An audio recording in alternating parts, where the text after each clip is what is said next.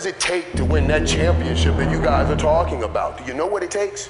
I've won quite a few. As a matter of fact, I've won one on every level.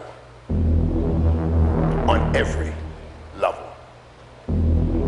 I'll tell you what it takes. It takes men. It takes real men, because it's going to take process before you get to the prize. Process is what you're going through right now. Those long dog-ass days, those hard-ass practices, I'm exhausted, man. I'm tired, man. I'm dead, man. Yeah, that's process. And in process, what do we get? We learn who's committed. We learn who we can depend on. We learn this is what it takes to wear the U on the side of your helmet. We learn this is what it takes to be a champion. I bust my ass training.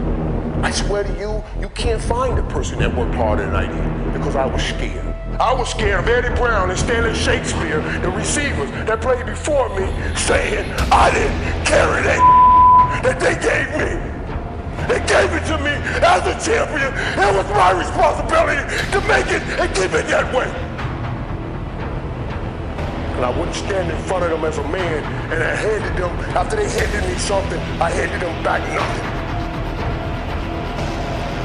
You guys understand what you win. You help me, you win. It ain't just you. It doesn't just involve you. A lot of people paved the way for you to be where you are.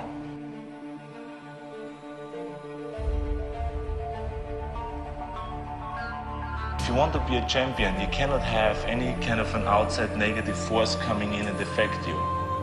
Okay, let's say before a contest, if I get emotionally involved with a girl, that can have a negative effect on my mind and therefore destroy my workout. So therefore I have to cut my emotions off and be kind of cold in a way before competition. And so that's what you do then with the rest of the things. If somebody steals my car rights outside of my door right now, I don't care.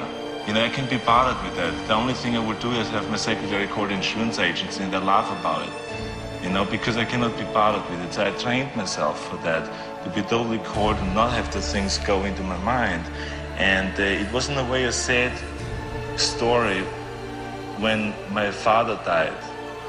Because my mother called me on the phone and she said, you know, your dad died. And this was exactly 2 months before a contest. She says, do you come home to the funeral? I said, no. It's too late, you know, he's dead, there's nothing to be done. And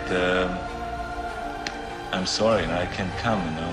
And I didn't explain to her really the reasons why, you know, I had other excuses to her, because how do you explain a mother whose husband died, you know, you trip. I didn't bother with it. And that actually caused one of the greatest conflicts with my girlfriend, because she just looked at me and she said, it doesn't bother you? I mean, you know, your father died. I never talk about it again. The body is not used to maybe the 9th, 10th, 11th, and 12th rep with a certain weight. So that makes the body grow then, going through this pain barrier, experiencing pain in your muscles and aching, and just then go on and go on and then go on. And this last 2 or 3 or 4 repetitions, that's what makes actually the muscle then grow.